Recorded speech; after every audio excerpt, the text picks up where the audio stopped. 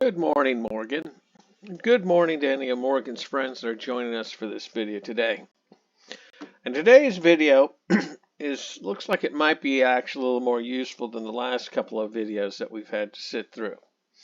And in this video, we're going to talk about, or we're going to learn about, some methods that we can use with the reader object, and of course the reader that that gives you a little bit more usability, the special version of the reader object that we talked about earlier to help you with the headers and stuff. But enough said about that. Let's just go ahead and dive into the reading and get through this. Reader objects. Come on. Reader objects, DictReader instances, and objects returned by the reader function have the following public methods. Xfretter __ next __.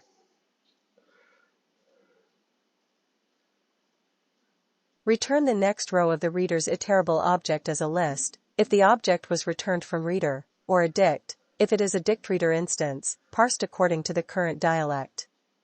Usually you should call this as next, reader. Reader objects have the following public attributes. Xfretter.dialect.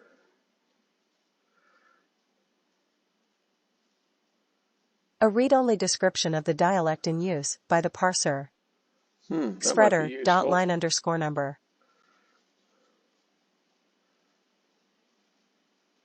What's wrong? The number of lines read from the source iterator. This is not the same as the number of records returned, as records can span multiple lines. Might be useful. DictReader objects have the following public attribute. DictReader.fieldNames. If not passed as a parameter when creating the object, this attribute is initialized upon first access or when the first record is read from the file. Now, all of these methods I think have some use to them, unlike the other ones that we talked about in the last 2 or 3 videos. Anyway, I think this was a little bit more useful. And with that, let's move on to the next video. I'll see you in the next video. Hasta la vista.